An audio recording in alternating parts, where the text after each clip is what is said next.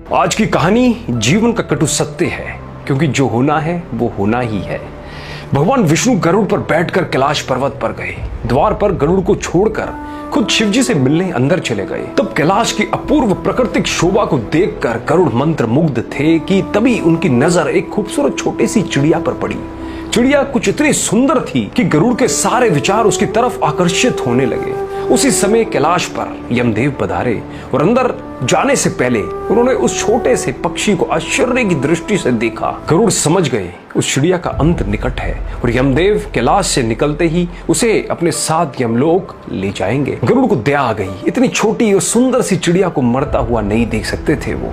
उसे अपने पंजों में दबाया और कैलाश से हजारों कोस दूर एक जंगल में एक चट्टान के ऊपर छोड़ दिया और खुद वापस कैलाश पर आ गए। आखिर जब यम बाहर आए तो गरुड़ ने पूछ ही लिया कि उन्होंने उस चिड़िया को इतनी आश्चर्य भरी नजरों से क्यों देखा था। यमदेव बोले, गरुड़, जब मैंने उस चिड़िया को देखा तो मुझे ज्ञात हुआ कि वो चिड़िया कुछ ही पल बाद यहाँ से हजारों कोस दूर एक नाग द्वारा खा ली जाएगी।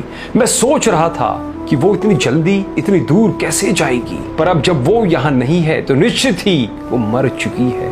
गरुड़ समझ गए मृत्यु टाले नहीं टलती, चाहे कितनी भी चतुराई की जाए। इसलिए कृष्ण जी कहते हैं, करता तू वह है जो तू चाहता है, परंतु होता वह है जो मैं चाहता हूं। इसलिए कर तू वह जो मैं चाहता हूं, फिर होगा वह जो तू चाहेगा। इसलिए दोस्तों, जीवन के ये 6 सत्य हमेशा याद रखें।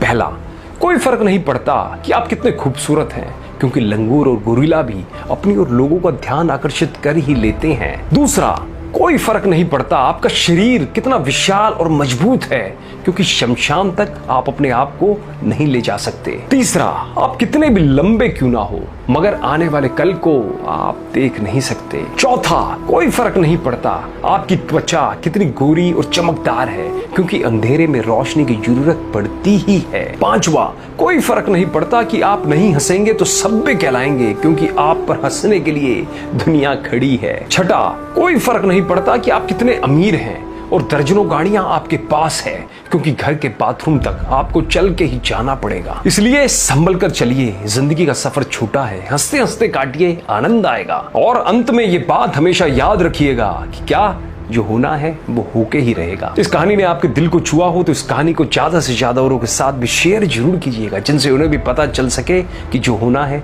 वो होके ही रहेगा। धन्यवाद।